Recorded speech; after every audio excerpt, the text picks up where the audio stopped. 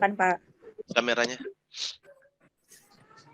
Baik, Assalamualaikum warahmatullahi wabarakatuh. Bapak Ibu, terima kasih telah menghadiri undangan saya pada malam hari ini. Pada malam hari ini saya akan coba memaparkan aksi nyata dari modul 14 kegiatan calon guru penggerak. Baik, Bapak Ibu, saya izin share screen dulu. Ini PPT-nya baru tadi siang saya kerjakan. Itu makanya saya minta izin sama Pak Ahmad untuk menundanya di malam hari.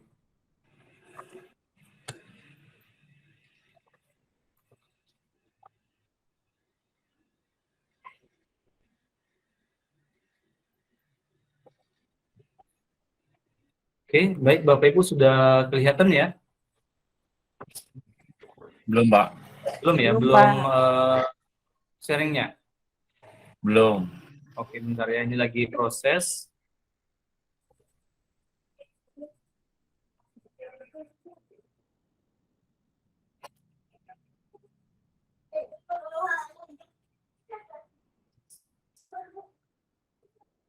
Masih belum juga ya?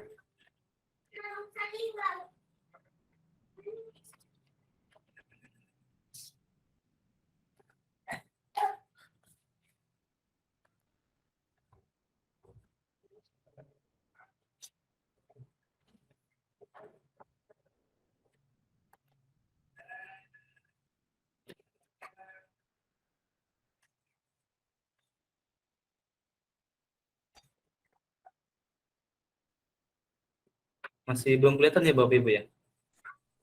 Belum, Pak. Pak. Belum, Pak. Dismiss ya, oke. Saya coba kembali lagi untuk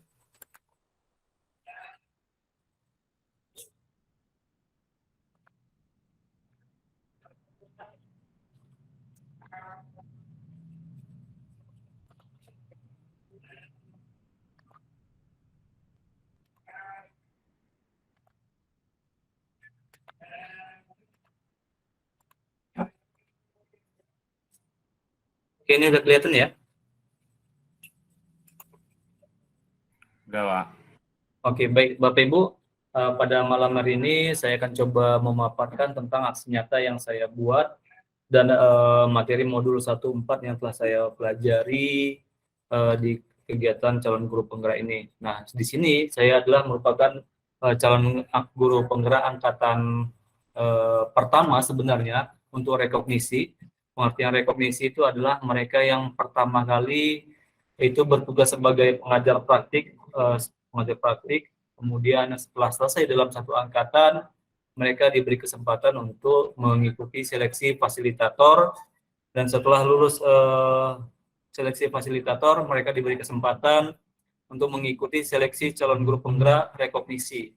Walaupun kami sebagai fasilitator, kami tetap mengerjakan modul yang ada aksi nyatanya, terkhusus modul 14, 23, dan modul 33. Untuk modul-modul yang lain kami kerjakan secara mandiri. Bapak Ibu, malam ini kita akan saya akan coba sharing dan kita akan coba berdiskusi tentang budaya positif. Adapun kegiatan kita pada malam ini adalah pertama, membahas tentang perubahan paradigma, stimulus respon, lawan teori kontrol. Yang kedua, arti disiplin dan 3 motivasi perilaku manusia. Yang ketiga, keyakinan kelas, hukuman, dan penghargaan. Yang keempat, 5 kebutuhan dasar manusia. Yang kelima, 5 posisi kontrol. Yang keenam, segitiga restitusi. Baik Bapak Ibu, ini ada sedikit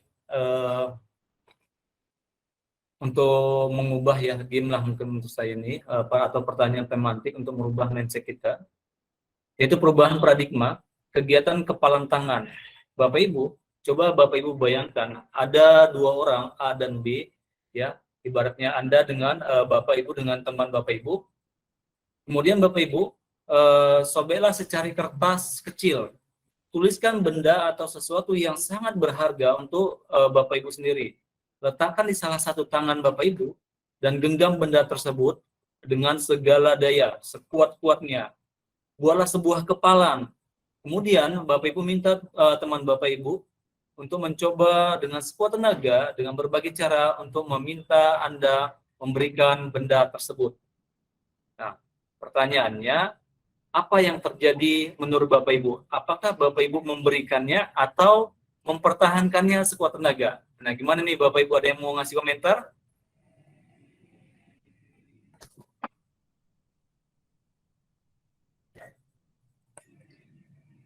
Ada Bapak Ibu, silahkan. Saya, Akan Pak. akan mempertahankannya, Pak. Mempertahankannya ya, sekuat tenaga ya. Karena apa, Bu?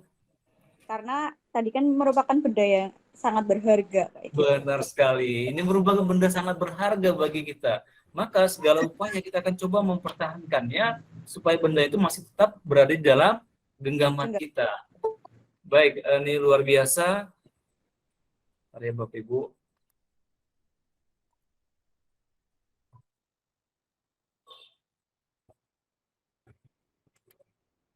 Oke, saya lanjutkan kembali.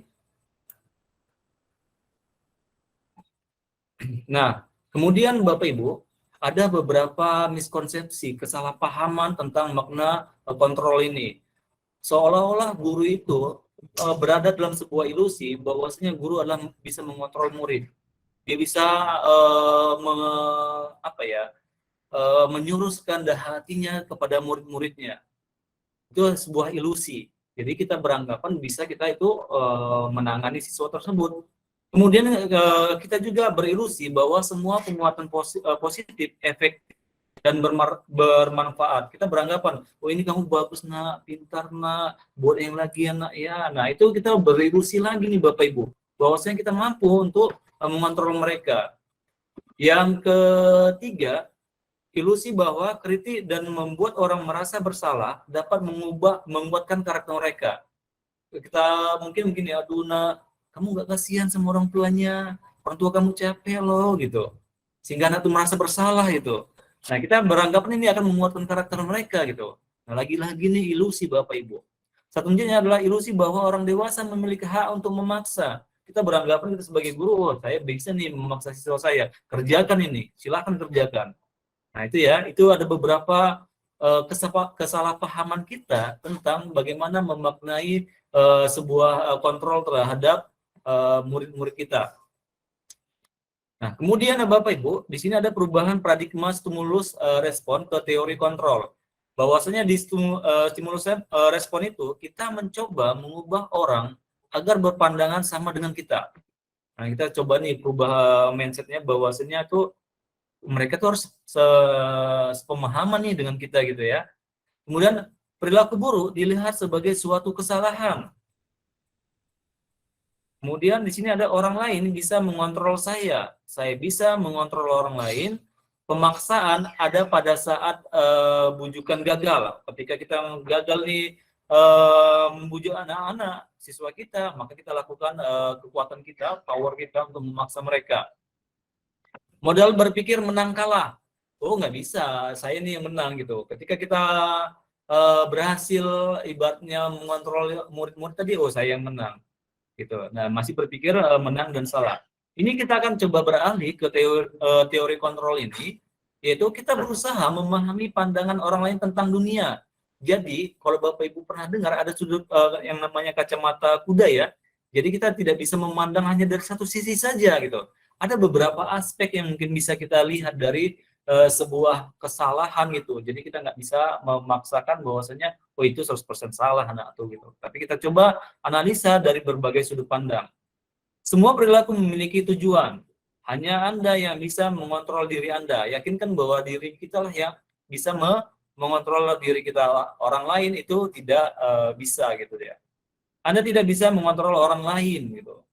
Kemudian kolaborasi dan konsensus menciptakan pilihan-pilihan baru, model berpikir win-win solution. Ini bagaimana kita sama-sama menang, sama-sama enak, sama-sama menghasilkan sesuatu yang di pihak A itu bermanfaat dan di pihak B itu juga bermanfaat. Selanjutnya Bapak Ibu, kita beralih ke disiplin. Nah, disiplin ini dalam budaya kita itu maknanya menjadi sesuatu yang dilakukan seseorang pada orang lain untuk mendapatkan kepatuhan. Kita cenderung menghubungkan kata disiplin dengan ketidaknyamanan. Selanjutnya, disiplin ini merupakan sikap tanggung jawab terhadap apa yang dilakukannya karena mereka menyadari bahwa tindakan mereka harus berdasarkan tindakan pada nilai kebajikan universal. Nah, dalam hal ini nilai-nilai tersebut adalah sesuai dengan profil pelajar Pancasila. Jadi Bapak Ibu, maksudnya adalah kita harus bertanggung jawab dengan perbuatan kita. Nah, di sini ada nilai-nilai yang harus kita patuhi atau yang kita pedomani bersama, khususnya di kurikulum Merdeka ini ada yang namanya profil pelajar Pancasila. Ada 6 dimensi. Ya, yang pertama itu ada yang namanya beriman, bertakwa kepada Tuhan Yang Maha Esa, kemudian berkebinekaan global, kemudian mandiri, selanjutnya apa lagi ya? Kreatif, kemudian berpikir bernalar kritis. Nah, itu merupakan poin-poin dari nilai-nilai yang kita anggap berlaku di negara kita. Selanjutnya Bapak Ibu, di sini ada pemikiran dari KHD, Ki Hajar Dewantara, salah satu tokoh pendidikan yang begitu termasyhur menurut saya, yang pemikiran-pemikirannya itu berkembang di negara-negara barat sana. Pemikiran-pemikirannya itu diimplementasikan di sekolah-sekolah barat. Salah satunya adalah sekolah itu ibarat sebuah taman, sehingga anak datang ke sekolah, mereka merasa senang, nyaman, gembira. Benar nggak itu sudah kita terapkan di dalam sekolah kita gitu? Nah, menurut KHD tadi, di mana ada kemerdekaan, disitulah harus ada disiplin yang kuat. Sungguh pun disiplin itu bersifat self-disiplin, yaitu kita sendiri yang mewajibkan kita dengan sekeras-kerasnya, tetapi itu sama saja, sebab jikalau tidak cakap melakukan self-disiplin, wajiblah penguasa lain mendisiplinkan diri kita. Dan peraturan demikian itu harus ada di dalam suasana yang merdeka. Jadi Bapak Ibu, kita di sini menurut pemikiran KHD harus mampu mendisiplinkan diri kita sendiri. Itu yang pertama dulu. Ketika kita sudah mampu mendisiplinkan diri, contoh masuk di sekolah, saya contohnya masuk jam 7 pagi di sekolah saya, maka saya harus bisa mendisiplinkan diri. Saya harus berangkat dari rumah sekira jam 6.15, harus sudah berangkat karena perjalanan dari rumah ke sekolah itu membutuhkan waktu 40 menit. Maka ketika saya setelah lewat dari 6.15, maka kemungkinan besar saya terlambat sampai ke sekolah. Maka ketika saya sudah mendisiplinkan diri saya tahu nih masuk ke sekolah jam 7, maka saya mungkin berangkat jam 6 gitu. Selanjutnya Bapak Ibu, ini ada teori motivasi perilaku manusia, ada motivasi eksternal, kemudian ada motivasi internal.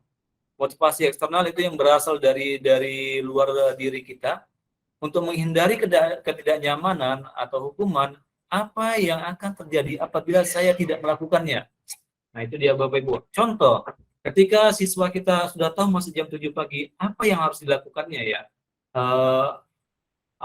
Apa yang akan terjadi apabila dia tuh datang lewat dari jam 7 pagi. Nah, itu motivasi eksternal. Oh, mungkin saya dihukum nih, mungkin saya diberi sanksi nih gitu. Kemudian selanjutnya motivasi eksternalnya adalah untuk mendapatkan imbalan dari orang lain. Apa yang akan saya dapatkan apabila saya melakukannya? Gitu. Jadi mungkin kita nih diberi tugas sama pimpinan, oh, apa yang akan saya dapatkan? Jangan-jangan cuma proyek thank you ya Bapak Ibu, atau di sini dikatakan proyek 2M gitu. Apa sih proyek 2M itu? Ya makasih gitu. Itu proyek 2M. Nah, jadi kalau kita masih berharap imbalan itu masih motivasi eksternal. Nah, yang luar biasa ini Bapak Ibu adalah motivasi internal, yaitu untuk menghargai diri sendiri, menjadi insan sesuai harapan kita. Saya akan menjadi orang yang seperti apabila saya melakukannya. Saya akan menjadi orang yang disiplin apabila saya datang tepat waktu. Apabila saya sudah memperkirakan waktu jarak tempuh dari rumah saya ke sekolah gitu. Nah, ini yang paling baik di antara teori motivasi perilaku manusia. Bapak Ibu, di sini ada budaya positif, ada lingkungan positif, keyakinan kelas, peraturan kelas. Nah, di sini ada yang namanya, saya edit lagi Bapak Ibu.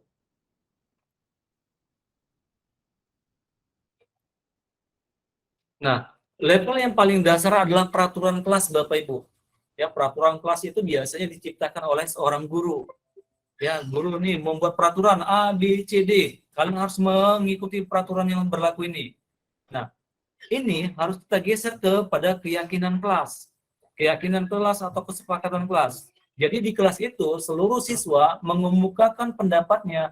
Oh, kami Bu, Pak, maunya, pinginnya kita membuat kesepakatan kelas yang seperti ini. Atau Bapak Ibu memancing nih siswa-siswanya.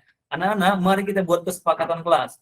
Kesepakatan kelas ini adalah dari anak-anak Anda sekalian, ke Ananda seluruhnya, dari, oleh, dan untuk Ananda semuanya gitu. Nah, ketika kesepakatan kelas ini, keyakinan kelas ini sudah terbentuk, maka muncullah yang namanya lingkungan positif, yang pada akhirnya akan menumbuhkan yang namanya budaya positif. Itu ya Bapak Ibu. Keyakinan kelas, hukuman, dan penghargaan. Mengapa tidak peraturan saja? Mengapa harus keyakinan kelas? Nah, ini mungkin ada pertanyaan ya di antara kita juga. Mengapa kita memiliki peraturan harus menggunakan helm bila mengendarai kendaraan roda 2? Apakah kita masih mengikuti peraturan ya, atau sudah dari keyakinan dari diri kita sendiri gitu? Pada intinya Bapak Ibu, nanti saya jelaskan lagi ya. Mengapa kita memiliki peraturan 3M? Menggunakan masker, mencuci tangan, dan menjaga jarak 1,5 meter.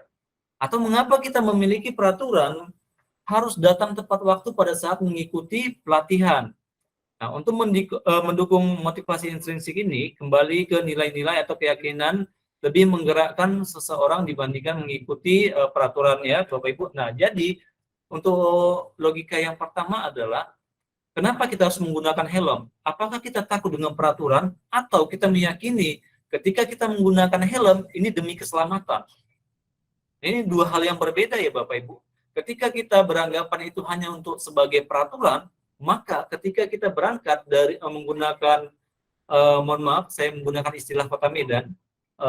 Kalau orang Medan mengatakan sepeda motor itu kereta Bapak Ibu. Jadi saya pernah itu ikut pelatihan ke Jawa sana, ke Jakarta dan sebagainya. Saya tanya sama salah satu peserta, Bu, dari rumah ke sini naik apa? Naik kereta. Wah, hebat ya, saya katakan. Rumahnya di mana? Berapa jam ya kalau naik kereta? 8 jam. Wah, hebat sekali berani naik kereta. Kereta itu asumsi saya itu adalah sepeda motor. Nah, itu penyebutan untuk orang Medan ya Bapak Ibu. Nah, itu dia tadi. Apakah kita menggunakan untuk membeli sesuatu dari rumah ke salah satu mart yang ada, itu menggunakan helm atau tidak? Kalau tidak menggunakan helm, berarti kita belum memiliki keyakinan pada diri kita bahwasanya penggunaan helm itu adalah untuk keselamatan kita. Itu ya Bapak Ibu, kita masih menganggap mungkin itu sebagai peraturan. Padahal helm tadi itu bisa meminimalisir kecelakaan ataupun luka yang akan Bapak Ibu terima. Itu ya.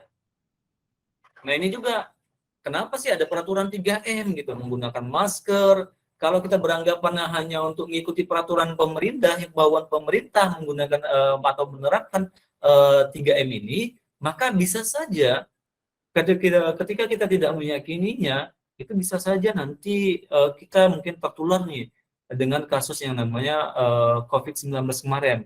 Nah, ini memang Bapak Ibu sangat luar biasa kalau kita ingat kembali flashback ke tahun 2021 kemarin, di bulan Juli sampai dengan di bulan September, di dekat rumah saya itu toa masjid terus-terusan berbunyi, ambulan terus-terusan lewat. Nah, itu dia Bapak Ibu ya. Jadi sangat luar biasa sekali. Nah, di sini kita berbicara apakah ini mengikuti peraturan yang ada atau ini sebagai keyakinan kita. Bahwasanya mohon izin Bapak Ibu sebentar, saya mau ngambil charger. Ya, Pak.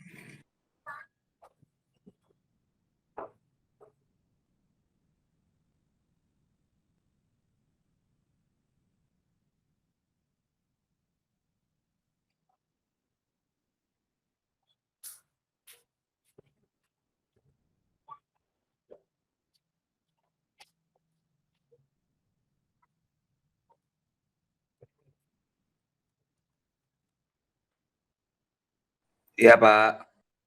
Oke, baik Pak, saya lanjut ya.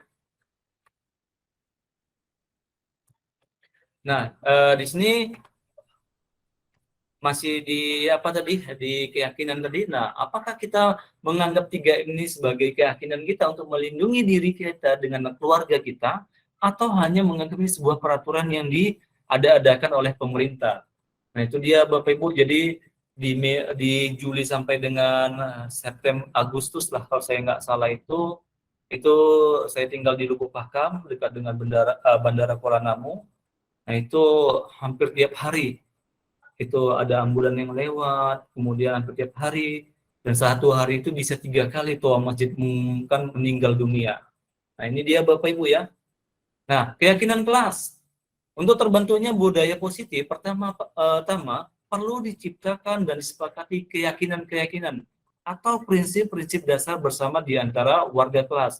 Jadi Bapak Ibu, ini sudah saya terapkan kurang lebih selama saya menjadi pengajar praktik di tahun 2020. Ini mulai saya terapkan di dalam kelas saya buat keyakinan kelas atau kesepakatan kelas. Jadi itu kesepakatan tadi itu ditentukan oleh siswa sendiri, mereka mengusulkannya, kemudian mereka yang menyepakatinya gitu.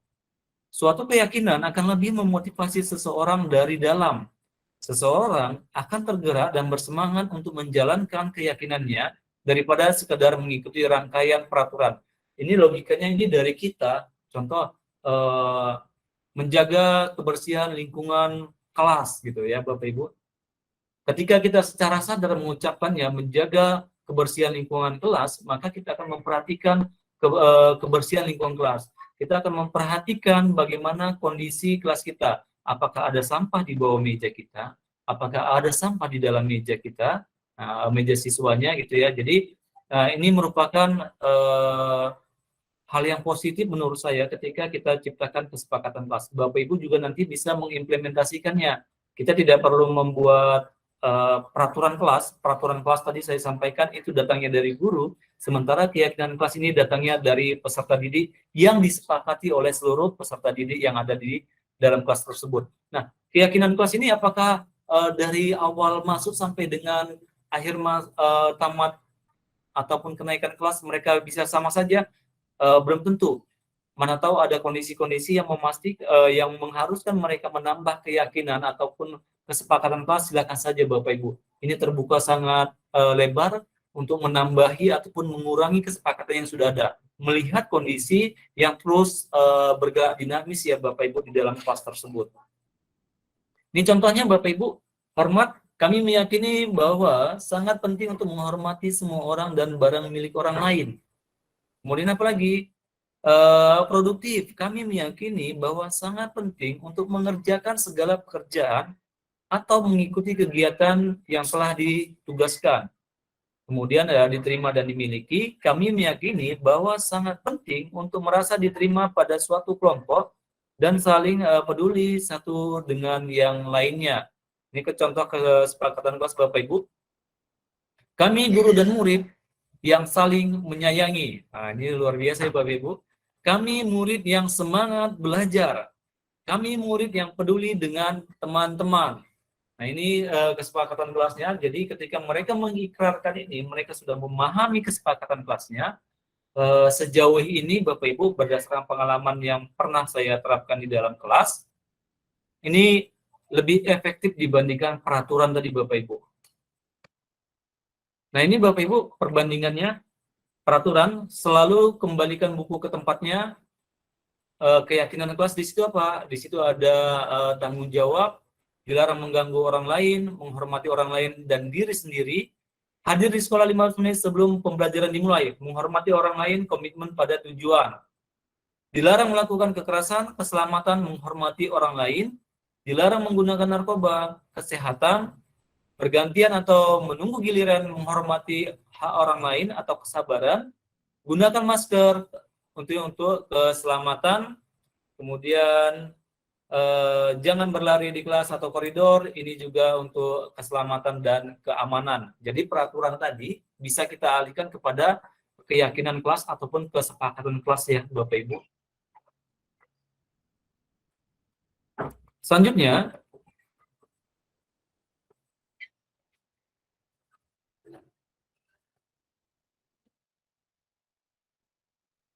Bapak Ibu di sini ada beberapa contoh ya, Bapak Ibu nanti bisa untuk memberikan ini tanggapan apakah ini hukuman ataupun sanksi. Nah, di sini Bapak Ibu mencatat 100 kali di dalam buku kalimat, saya tidak akan terlambat lagi karena terlambat ke sekolah. Menurut Bapak Ibu, nah ini hukuman atau sanksi? Nah, ini Bapak Ibu boleh kasih komentar di kolom chat. Yang namanya mencatat 100 kali di dalam buku kalimat, saya tidak akan terlambat, ini termasuk hukuman atau sanksi Bapak Ibu. Boleh beri komentar di kolom chat Bapak Ibu? Boleh Pak, sebentar Pak. Iya, silakan Bapak Ibu. Hukuman, ini ada hukuman ya. Oke, hukuman, baik, ada 2 hukuman ini. 1 orang lagi ada, boleh Bapak Ibu? Ini Pak Ahmad tadi mengatakan hukuman, kemudian Bu Rahmayanti, ini Bu Eka ya, bukan? Iya Pak, Bu Eka Pak. Oke, baik, terima kasih Bu. Ibu Eka mengatakan ini sanksi nih katanya. Sanksi jawabannya atau sanksi hukum apa nih atau konsekuensi ini Bu? Sanksi jawabannya Pak. Oh, sanksi jawabannya ya.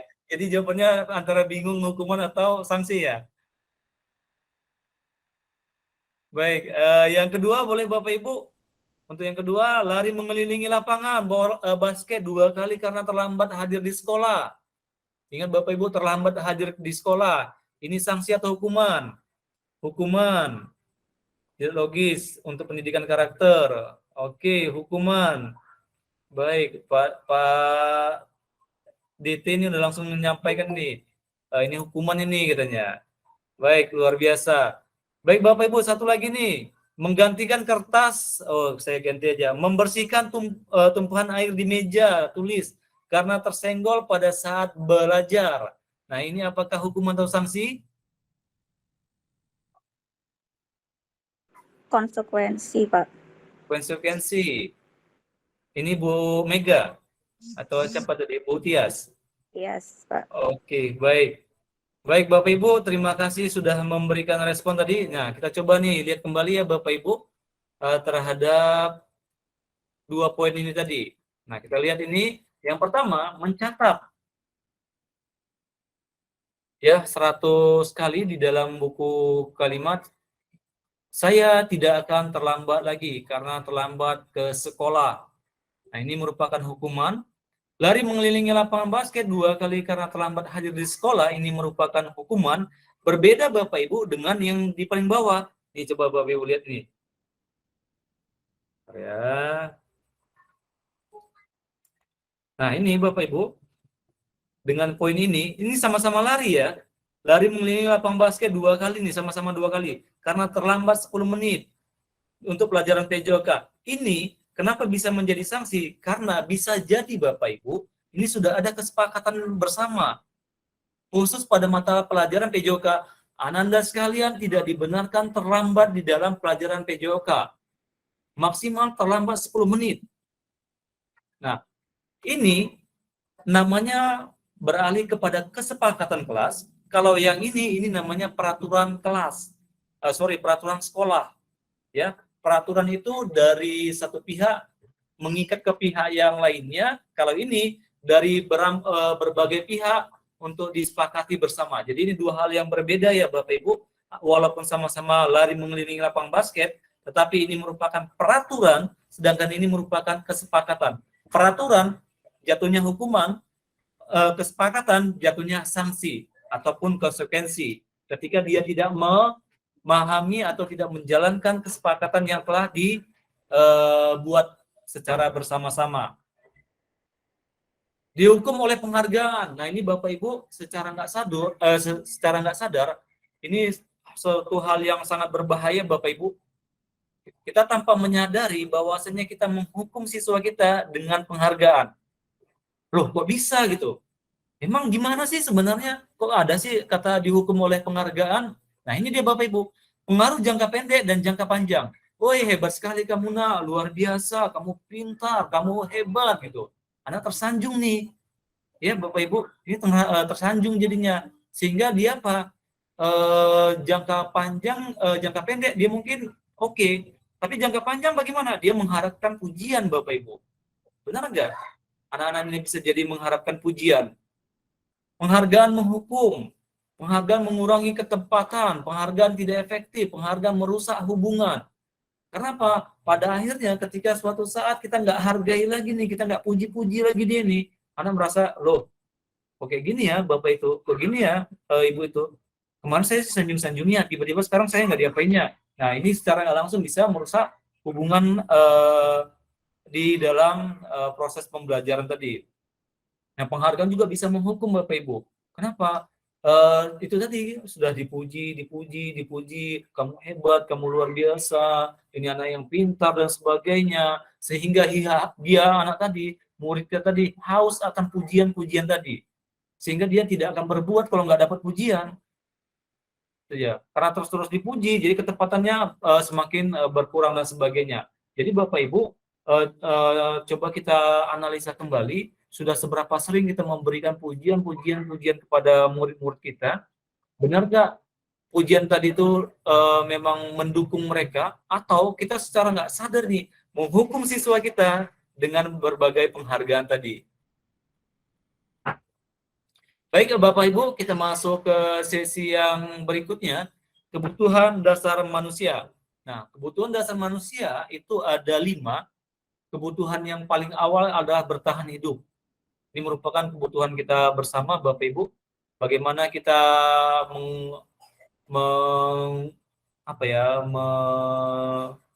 mengeluarkan kemampuan kita yang secara maksimal, potensi yang kita miliki, tujuannya apa? Untuk bertahan hidup. Kasih sayang dan rasa diterima, ini merupakan kebutuhan sosial dia anak-anak kita ya Bapak Ibu. Bagaimana anak-anak itu bisa diperlakukan secara baik, bagaimana dia supaya bisa mendapatkan kasih sayang, merasa diterima di dalam kelompoknya. Kemudian itu ada kebebasan, dia itu mempunyai kebebasan untuk berekspresi. Kemudian di sini ada kesenangan, kesenangan itu kalau Bapak Ibu lihat, tanpa kita sadari, kita sudah mempraktikannya sebenarnya. Ketika Bapak Ibu senang bermain game, maka Bapak Ibu akan fokus nih terhadap game yang sedang dimainkan tadi. Begitu juga anak-anak kita Bapak Ibu, ketika mereka senang dengan pelajaran kita, maka secara nggak sadar mereka akan fokus nih untuk melihat materi yang kita sampaikan. Nah, itu dia ya Bapak Ibu. Jadi kita harus pahami bersama bahwasannya ketika anak-anak memiliki kesenangan, kebutuhan kesenangannya terpenuhi, maka ini akan memicu mereka untuk belajar ataupun mengikuti pelajaran yang telah kita sampaikan. Selanjutnya adalah penguasaan. Jadi anak-anak ini kadang ingin menguasai ya, ketika berpendapat dan sebagainya, ketika berorganisasi, ketika melakukan tugas dan sebagainya. Itu ada kebutuhan penguasaan. Selanjutnya Bapak Ibu, ini kita masuk ke tahap posisi kontrol. Di sini ada 5 posisinya. Ada sebagai penghukum, pembuat orang merasa bersalah, teman, pemantau, ataupun manajer. Nah, di sini ada segitiganya ya. Bapak Ibu, ada menghindari hukuman, itu identitas gagal ya, ada identitas berhasil, mengharapkan imbalan ataupun ketergantungan pada orang lain, dan yang luar biasa adalah identitas berhasil, yaitu menghargai diri sendiri. Nah, ini Bapak Ibu sebagai penghukum itu menghargai, menghujat, menyakiti, menyindir. Nah, kalau kita tuh secara di dalam kelas itu menyindir-nyindir, nah kita masih sebagai guru yang posisinya sebagai penghukum, ya. Buat merasa bersalah gimana nih? Berceramah dan mengatakan, seharusnya ibu kecewa nih, padahal ibu berharap sekali sama kamu bisa mengerjakannya. Ibu berharap sekali sama kamu bahwasanya kamu bisa menangani semua kawan-kawanmu untuk membuat ataupun melakukan kebersihan kelas. Tetapi ibu kamu tidak menanggung jawabi apa yang telah ibu sampaikan kepadamu. Ibu sangat merasa sangat kecewa nih nak sama kamu gitu. Nah, itu kita masih pada posisi membuat merasa bersalah. Nah, teman membuat alasan-alasan untuk muridnya. Nah, kalau kita lihat ini, ayolah, lakukanlah demi ibu, ya kan? Masa kamu tidak mau? Ingat, ibu tidak pernah loh, ibu tidak ingat tidak Ibu pernah bantu? Nah, ataupun ingat nggak kalau Ibu kemarin tuh udah nolongi kamu, gantian dong, bantu dong Ibu gitu. Pemantau, apa peraturannya? Kenapa kamu kayak gini? Kamu tahu nggak peraturannya apa? Nah, kalau dia manajer, Ananda, apa sih yang kamu yakini tentang kebersihan kelas tadi? Apa yang bisa kamu kerjakan untuk memperbaiki masalah ini? Ini masalahnya apa di kelas kita? Masalahnya kelas kita ini kotor. Masalahnya kelas kita ini ribut. Nah, apa yang kamu usahakan untuk memperbaiki kondisi kelas kita ini? Nah, hasilnya Bapak Ibu, kalau kita lihat dari tabel ini, ada yang namanya kalau dia di penghukum itu memberontak, menyalahkan orang lain ataupun berbohong. Oh, bukan saya loh, Bu. Bukan saya loh, Pak. Dia, gara-gara dia kayak gini, Pak. Gara-gara dia kayak gini. Nah, itu mungkin di penghukum, kemudian menyembunyikan, menyangkal, dan mereka juga berbohong. Ya, kalau teman ini ketergantungan. Ibu nggak bestie lagi sama saya, masalah saya Bu, gitu ya. Atau Pak, kita udah nggak bestie lagi nih Pak, kita nggak bisa lagi sejalan ini, kita udah nggak sefrekuensi lagi nih Pak, udah nggak bisa lagi deh Pak, mungkin kita akhiri nih gitu. Menyesuaikan diri bila diawasi. Ini kalau pemantau nih, oh ada gurunya nggak ya? Kalau ada gurunya rajin, ya Bapak Ibu. Ketika gurunya nggak ada, kembali lagi nih back to basic. Kemudian menguatkan pribadi. Itu dia. Jadi Bapak Ibu ini mungkin 5 posisi kontrol tadi. Kalau kita lihat dampaknya pada murid itu mengurangi kesalahan, merasa rendah diri, lemah, tidak mandiri, tergantung, menitikberatkan pada sanksi atau hadiah untuk dirinya. Jadi ini sifatnya oportunis dia, ketika ditengoknya ada manfaat yang sebesar-besarnya mungkin dia berpartisipasi. Mengevaluasi diri, bagaimana cara memperbaiki diri. Nah ini bisa kita pahami bersama Bapak Ibu di mana posisi kita sebagai seorang guru, sehingga kita bisa berbuat sesuai dengan posisi kita ini. Ada restitusi Bapak Ibu. Restitusi adalah proses menciptakan kondisi bagi murid untuk memperbaiki kesalahan mereka, sehingga mereka bisa kembali pada kelompok mereka dengan karakter yang lebih kuat. Jadi di sini Bapak Ibu, secara nggak langsung anak-anak tadi itu memperbaiki kesalahan mereka. Ketika anak-anak melakukan kesalahan, kita jangan punishment langsung. Kita coba nih ajak bicara anak-anaknya. Dengan ada nanti namanya restitusi, bagaimana menciptakan kondisi bagi murid untuk memperbaiki kesalahan mereka. Nah ini dia Bapak Ibu segitiga restitusi, mulai dari menstabilkan identitas. Kalau dalam hal menstabilkan identitas ini, setiap orang pasti pernah melakukan kesalahan. Kamu bukan satu-satunya yang pernah melakukan kesalahan. Contoh Bapak Ibu, mungkin ketika dia nggak mengerjakan tugas, Ananda bukan satu-satunya orang yang nggak mengerjakan tugas. Ya, Bapak sudah tanya nih ke guru-guru yang lain, di mata pelajaran yang lain, ternyata ada beberapa orang. Bahkan Bapak sendiri ketika dulu sekolah, pernah nggak melaksanakan ataupun mengumpulkan tugas gitu. Nah, di situ untuk menstabilkan identitasnya. Sehingga anak tadi apa? Oh iya, saya nih ternyata ada juga ya orang yang mempunyai pengalaman yang sama dengan saya gitu. Yang kedua, validasi tindakan yang salah. Kamu tentu punya alasan ya. Mengapa kamu melakukan itu? Kita gali nih, apa alasannya? Adakah cara yang lebih efektif untuk mendapatkan apa yang kamu butuhkan? Kita cari lagi solusinya bagaimana.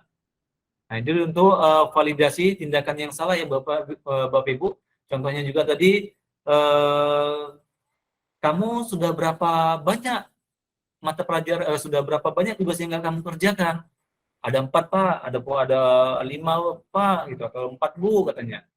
Nah itu kenapa kamu nggak kerjakan tugasnya? Oh saya asik jualan Pak, saya udah ada usaha nih, karena saya juga harus membantu orang tua. Orang tua saya itu nggak mampu Pak, jadi saya mau membiayai hidup saya sendiri untuk uang sekolah saya, makanya saya berjualan. Bagaimana sistem jualannya nak? Oh saya ini pakai sistem COD Pak, pakai COD. Berarti kamu yang mengantar barang itu langsung ke konsumen. Benar Pak. Kapan waktu pengantarnya? Tergantung pesanan Pak, katanya kan. Kapan itu? Bisa saja pagi, siang, ataupun sore. Nah makanya Bapak waktu kemarin belajar dari rumah, saya itu sering nggak mengerjakan tugas karena apa? Saya harus mengantar pesanan tadi gitu. Masuk kita ke langkah yang ketiga, menanyakan keyakinan. Nilai apa yang telah kita sepakati? Kamu ingin menjadi orang yang seperti apa? Nah, selanjutnya kita sampaikan lagi kepada anak tadi. Ananda, kamu tahu nggak peraturan di sekolah kita? Ya, peraturan akademik di sekolah kita. Bahwasanya dalam 2 semester itu, siswa minimal 95% kehadirannya.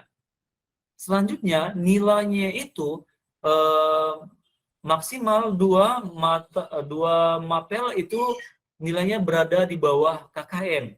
Kamu tahu nggak konsekuensinya? Ketika kamu melanggar peraturan tadi, kamu bisa tinggal kelas. Mungkin dijawab, nah, iya Pak, saya paham. Saya tahu Pak, memang ada kemarin sempat disampaikan juga bahwasanya ketika saya kehadirannya di bawah 95%, maka saya bisa tinggal kelas. Ketika saya Pak nggak mengerjakan atau nilai KKM saya di bawah 2 mapel, ada 2 mapel yang nilainya di bawah KKM, saya juga bisa tinggal kelas. Nah, kamu sudah tahu tuh, nak, bagaimana peraturan akademik yang ada di sekolah kita. Masih mau naik kelas? Masih Pak. Benar masih mau naik kelas? Benar Pak, katanya kan. Nah, apa yang akan Anda lakukan untuk naik kelas tadi? Baik Pak, mungkin saya akan memperbaiki diri saya Pak. Mungkin saya akan cari tetangga yang bisa jadi kurir Pak. Nah, di situ sudah muncul ya Bapak Ibu keyakinan solusinya terhadap permasalahan dia. Nah, itu ya. Jadi itulah kurang lebih segitiga restitusi yang mungkin nanti Bapak Ibu bisa implementasikan di dalam kelas ketika ada siswa Bapak Ibu yang bermasalah. Nah, ini tadi seperti yang sudah saya sampaikan, membuat anak merasa gagal karena berbuat salah menjadi positif terhadap dirinya, itu menstabilkan identitas. Ya, berbuat salah itu hal yang manusiawi, tidak ada yang manusia yang sempurna. Bapak ataupun ibu juga pernah nih buat kesalahan gitu. Bapak tidak tertarik untuk mencari tahu siapa yang benar, siapa yang salah. Bapak lebih tertarik untuk menyelesaikan masalah kamu. Kalau kamu menyalahkan dirimu sendiri terus-menerus, apakah kamu bersikap baik pada dirimu sendiri? Nah, itu ya Bapak Ibu. Validasi tindakan yang salah membantu siswa mengenali basic need atau kebutuhan yang ingin dipenuhinya ketika melakukan kesalahan itu. Pada dasarnya, setiap tindakan manusia tujuannya adalah untuk memenuhi basic need, apakah itu power, freedom, love, and belonging, memiliki fun and survival. Nah, itulah mungkin dari validasi tindakan. Nah, gurunya ini biasanya berkata, kamu bisa saja kan melakukan hal yang lebih buruk, tapi kamu tidak melakukannya. Ya Bapak Ibu, kamu pasti punya alasan mengapa melakukannya. Apa sih yang penting bagi kamu? Kamu boleh tetap berusaha menjaga sikap itu, tapi tambahan sikap yang lain yang baru. Maukah kamu belajar cara lain untuk mendapatkan yang kamu butuhkan tanpa harus memukul? Apakah kamu melakukan dengan baik, lebih baik besok lagi? Nah, ini untuk validasi tindakan. Dan yang ketiga, menanyakan keyakinan. Anak melihat kesalahannya dihubungkan dengan norma sosial dan nilai-nilai yang mendasari manusia berinteraksi dengan orang lain. Pada ilustrasi yang sudah saya sampaikan di awal tadi, saya coba nih melihat menanyakan keyakinan anak dengan melihat kesalahannya dihubungkan dengan peraturan ya ataupun nilai-nilai yang ada di dalam sekolah. Contoh peraturan akademik memang kita disampaikan bahwasanya minimal kehadiran peserta didik selama 1 semester itu ataupun 2 semester tadi itu minimal 95%. Nah, guru berkata, apa nilai yang kita percaya di kelas atau sekolah kita nih? Nilai-nilai universal apa yang telah kita sepakati? Kelas yang ideal itu seperti apa sih? Kamu ingin menjadi seperti apa? Tadi kalau saya di kasus yang dia malas belajar, kamu masih mau ingin naik kelas? Kan itu saya sampaikan tadi. Apa yang kamu rasakan ketika kamu melakukan itu? Kamu menjadi orang yang seperti apa? Nah, ini dia mungkin yang disampaikan oleh gurunya ketika pada langkah untuk menanyakan keyakinan tadi. Oke, Bapak Ibu, kita perlu intervensi 30 detik. Apa yang kamu ingin perbuat lebih baik? Apakah saat itu kamu sedang menjadi orang yang sedang kamu inginkan? Seterusnya, peraturannya apa, dan seterusnya, apakah tugas kamu saat ini, dan seterusnya, apa yang kamu inginkan, peraturannya apa. Ini juga bisa kita lakukan intervensi ya, Bapak Ibu. Nah, Bapak Ibu, terkait dengan semua teori yang ada saya sampaikan tadi, ya, terkait seluruh teorinya, maka saya coba mengambil penerapan budaya positif teladan di SMK Negeri 7 Medan. Teladan ini merupakan akronim dari T-nya itu tegur bila membuang sampah sembarangan. Ini mungkin kaitannya dengan kesepakatan kelas ya Bapak Ibu tentang kebersihan lingkungan. Lihat lingkungan sekitar. A-nya itu ambil sampah ketika dia di lingkungan kelas dan lingkungan di dalam kelas dan di lingkungannya. Itu udah kemarin juga anak-anak kita sudah menyepakatinya bahwasanya kebersihan kelas itu bukan hanya di dalam kelasnya saja, tetapi lingkungan yang ada di sekitar kelasnya, termasuk trotoar dan sebagainya, paritnya juga, itu merupakan tanggung jawab dari kelas tersebut. Kemudian ambil sampah tadi. Nah, selama berada di lingkungan, sebagai contoh itu 11 pemasaran 1. Kalau Bapak Ibu mungkin masih BDP bagi yang K13, bagi yang sudah kurikulum merdeka itu 11 PM1, atau kalau dia mau menyebutkan konsentrasinya 11 digital marketing 1 gitu. Kemudian dibuang pada tempatnya. Ketika nanti mereka melihat sampahnya, silakan dibuang. Sudah diambil, dibuang pada tempatnya. Sudah disiapkan di sekolah juga itu tempat-tempat sampah sehingga mereka bisa membuangnya. A-nya itu rapikan pakaian. Nah, ini kita budayakan Bapak Ibu sebagai siswa yang teladan tadi. Kenapa kita buat namanya teladan? Kita harapkan siswa pemasaran itu yang dulu image-nya itu selalu terbelakang, ya. Kalau di sekolah bisnis manajemen ini Bapak Ibu bintangnya adalah akuntansi dan perkantoran, ya. Padahal kalau kita ketahui, mohon maaf ini ada kalau ada Pak Ilham tadi, OTKP Pak Ilham ya atau Pak Zai itu ya, Pak Zai ya. Nah, ketika OTKP itu salah satu penyumbang terbesar pengangguran. Kenapa? Karena memang anak perkantoran itu nggak selamanya diterima perkantoran. Bahkan itu faktanya di sekolah saya itu mereka tuh banyak tuh cari kerjaan yang ke pemasaran, ya sebagai penjaga toko, SPG dan sebagainya. Rapikan pakaian, meja dan kursi. Nah, rapinya ini kalau dia memang pola diskusi, maka mereka silahkan dirapikan meja dan kursinya sesuai dengan pola yang ada di dalam kelas tersebut. Selanjutnya, di sini nyaman dalam belajar. Kenyamanan ini itu merupakan tanggung jawab dari seluruh peserta didik, seluruh murid kita yang berada di dalam kelas tersebut. Kenapa? Ketika saya sampaikan ke siswa saya sampaikan gini, haknya kamu, anak-anak sekalian, anak-anak saya sekalian ini, hanya kamu dibatasi oleh hak orang lain. Kamu memang mempunyai hak untuk memutar musik sekuat-kuatnya. Kamu mempunyai hak untuk berbicara yang sekeras-kerasnya di dalam kelas ini. Kamu juga mempunyai hak untuk berlari-larian di kelas ini.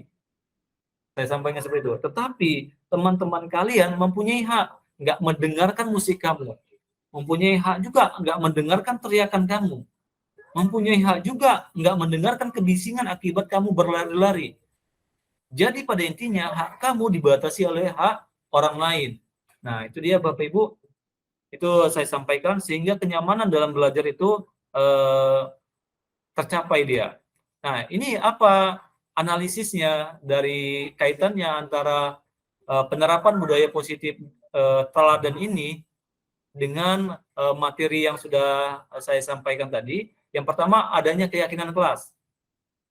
Kebersihan kelas dan lingkungannya. Itu yang pertama. Yang kedua, kebutuhan kasih sayang dan rasa diterima, kebutuhan untuk diterima. Jadi di sini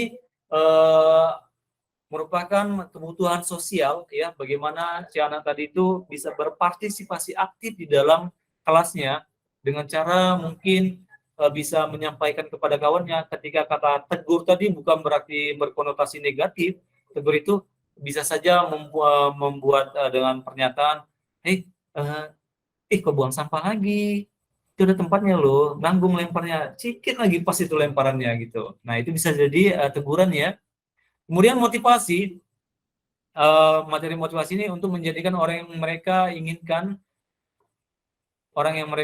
dan menghargai diri sendiri dengan nilai-nilai yang mereka percaya. Nilai-nilai yang mereka percaya, kebersihan sebagian daripada iman. Kebersihan itu menunjang kepada kesehatan. Nah, kemudian itulah beberapa contoh nilai yang mereka yakini, gitu ya, Bapak Ibu. Kemudian posisi kontrolnya, apa yang kita yakini mengenai kebersihan lingkungan kelas. Ya, di sini bahwasanya ini kaitannya dengan motivasi tadi. Apa yang kita yakini? Oh, saya meyakini nih, kalau kelasnya bersih, maka saya nyaman nih belajarnya. Kalau kelasnya bersih, saya enak nih belajarnya. Kalau kelasnya bersih, saya lebih fokus nih belajarnya. Dan kalau kelasnya bersih, saya lebih sehat nih, bisa menjadi lebih sehat nih ketika berada di dalam kelas. Nah, itu mungkin dari posisi kontrolnya. Dari segi 3 restitusinya, ketika ada siswa yang membuang sampah sembarangan, kita mulai nih dengan menstabilkan identitasnya. Yang berkata, saya juga pernah loh membuang sampah sembarangan. Saya pernah loh, bukan kamu saja yang pernah membuang sampah sembarangan. Ketika kita menggunakan segitiga restitusi. Nah, ini bisa berkaitan tadi dengan tegur tadi, ketika menegurnya. Jadi, ya Bapak Ibu, saya izin lagi nih. Oke, saya lanjut.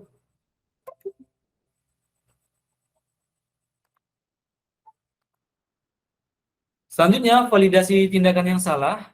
Validate the misbehavior ini dengan berkata, kamu pasti punya alasan mengapa melakukan hal itu. Kenapa sih buang sampah sembarangan? Gitu. Kalian sudah tahu nih ada tempat sampahnya. Apa sih alasannya? Gitu. Nah, ini bisa kita tanyakan ya. Menanyakan keyakinan, seek the belief, dengan berkata ataupun menanyakan keyakinan. Jadi, apa sih yang sudah kamu yakini ketika membuang sampah pada tempatnya? Apa sih manfaatnya? Gitu. Nah, di sini merupakan bagaimana penerapan budaya positif di SMK Negeri 7 Medan.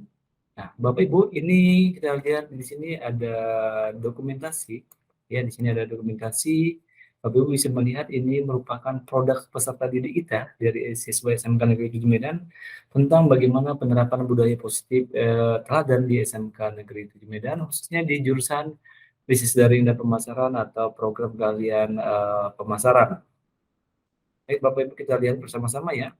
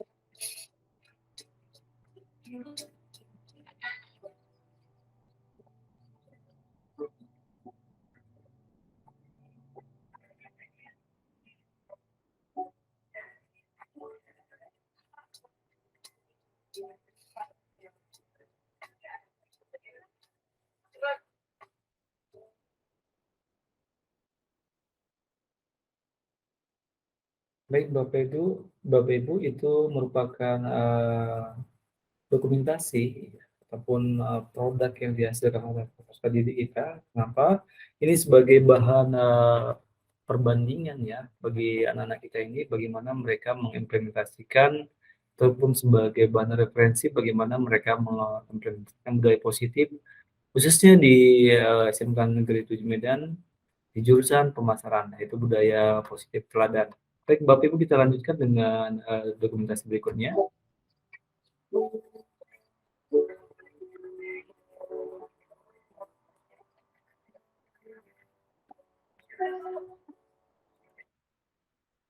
Oke, ini dari kelas yang berbeda, Bapak Ibu.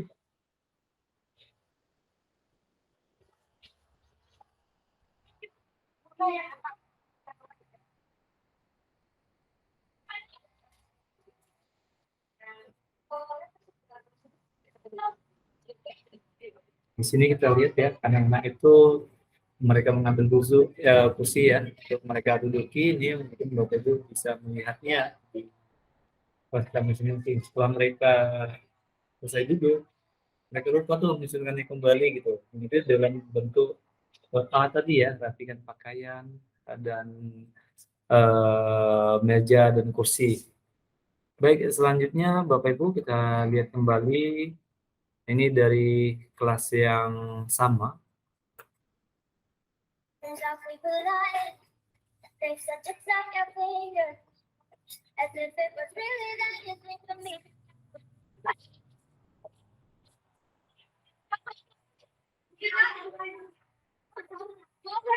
Ini dia Bapak Ibu, tegur teman buang sampah sembarangan.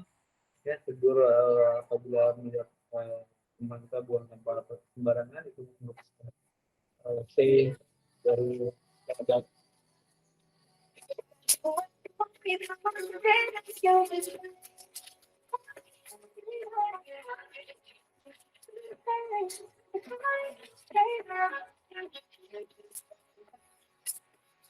Ini merapikan ya, harus merapikan kursi dan meja.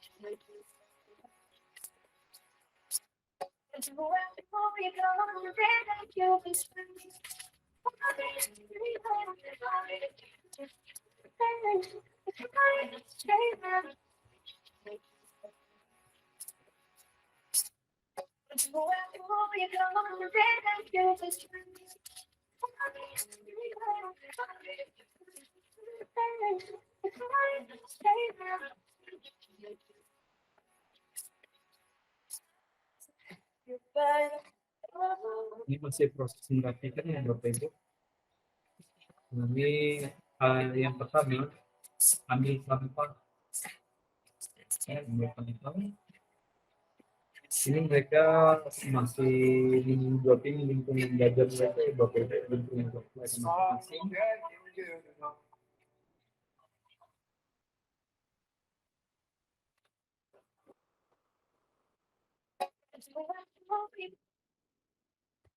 Baik, ini yang selanjutnya Bapak Ibu dari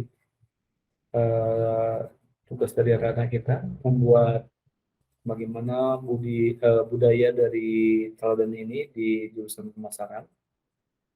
Oke, kita lihat bersama-sama Bapak Ibu.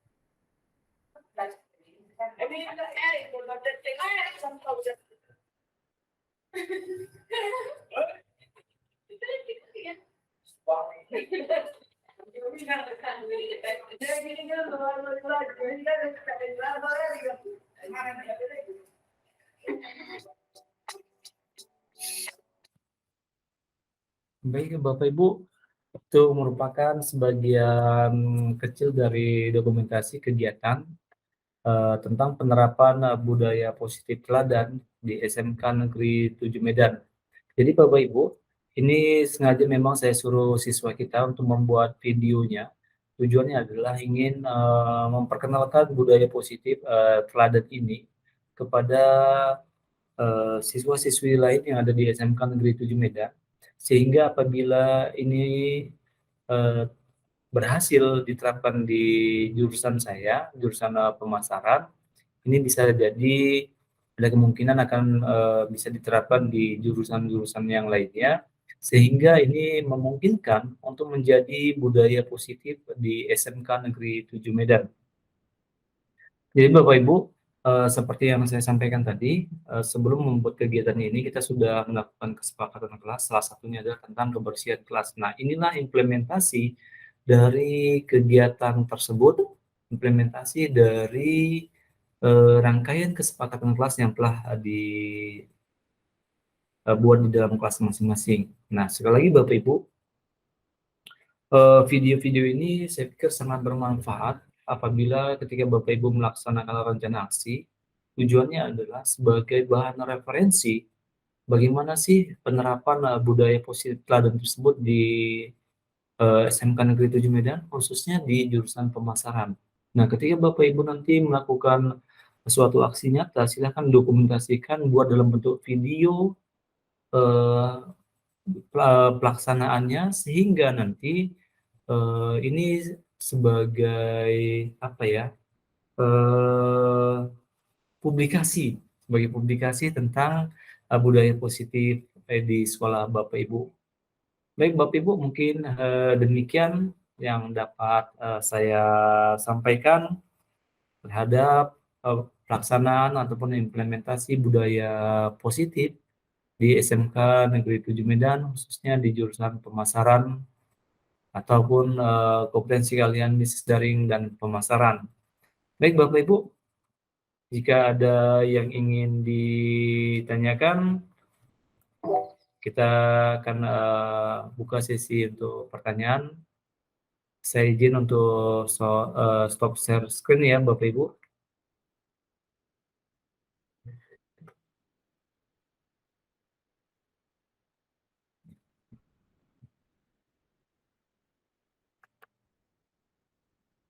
Baik Bapak Ibu, silakan bagi yang ingin bertanya.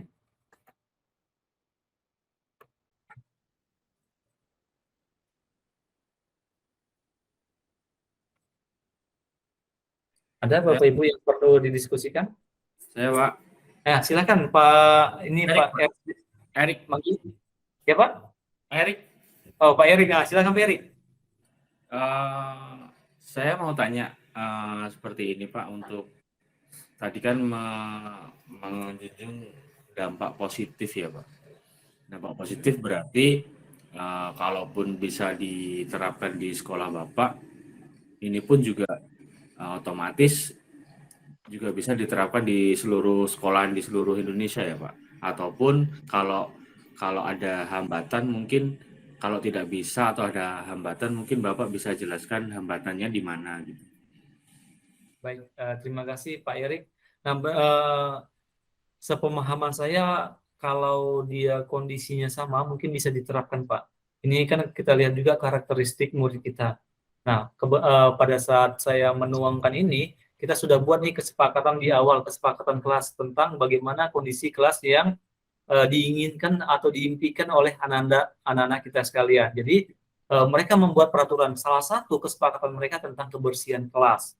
Nah, kita gali lagi nih kesepakatan dalam hal kebersihan kelas. Kita coba nih tuangkan menjadi sebuah budaya positif yang akan coba kita implementasikan di jurusan. Ini masih skupnya jurusannya Bapak Ibu, di jurusan pemasaran. Nah, mungkin hambatan yang pernah saya alami adalah pertama masalah kolaborasi ya Bapak Ibu, bagaimana kita bisa menggerakkan rekan-rekan yang lainnya supaya mempunyai visi dan misi yang sama dengan kita. Pada saat ini saya diamanahkan sebagai ketua jurusan di SMK Negeri 7 Medan. Hal ini membuat saya lebih leluasa dalam mengajak rekan-rekan untuk mempraktikkan budaya positif yang ada di pemasaran ini. Jadi menurut saya Pak Erik, ini bisa saja mungkin diterapkan di sekolahnya Pak Erik, tetapi harus dimodifikasi sesuai dengan kondisi sekolahnya Pak Eriknya sendiri. Mungkin demikian Pak Erik.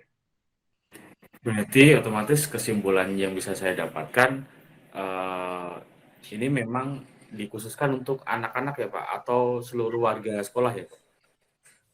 Baik, ini tahap awal memang kita sasarannya adalah peserta didik ya, anak-anak kita, murid-murid kita, dan ini masih pada skup untuk jurusan pemasaran Pak. Gitu. Jadi mungkin kalau ketika ini sudah berhasil, 100% berhasil di jurusan pemasaran saya, mungkin saya bisa ajukan kepada pimpinan untuk dijadikan sebagai budaya positif, ya, di budaya positif yang ada di lingkungan SMK Negeri 7 Medan, ataupun sebelum itu ke tahap sekolah, itu mungkin saya ajak teman-teman ketua jurusan yang lainnya untuk berkolaborasi dalam mengimplementasikan budaya positif yang mungkin bisa saja di jurusan itu dimodifikasi Pak, sesuai dengan kebutuhan jurusannya masing-masing. Oke Pak, kalau boleh sedikit berpendapat, mungkin sebelum kita ke murid atau ke peserta didik, menurut pemahaman saya, peserta didik itu akan melakukan atau akan menanamkan sesuatu itu berpedoman pada guru Pak.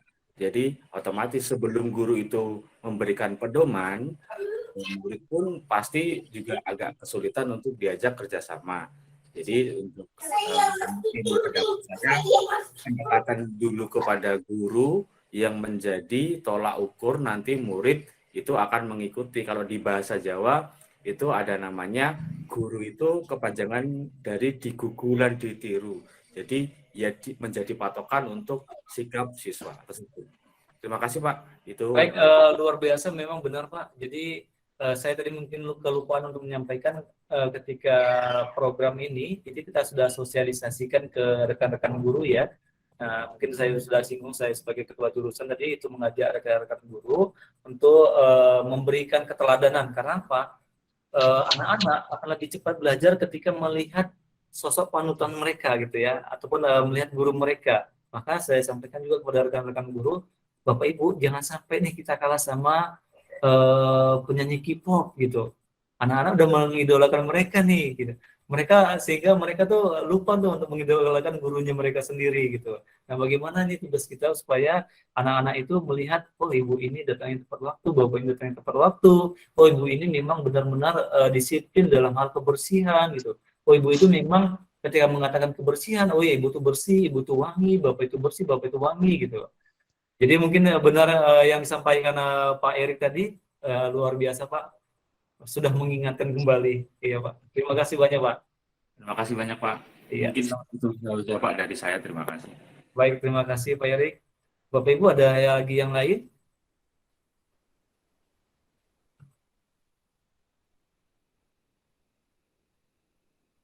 Ada Bapak Ibu pendapat dari Bapak Ibu?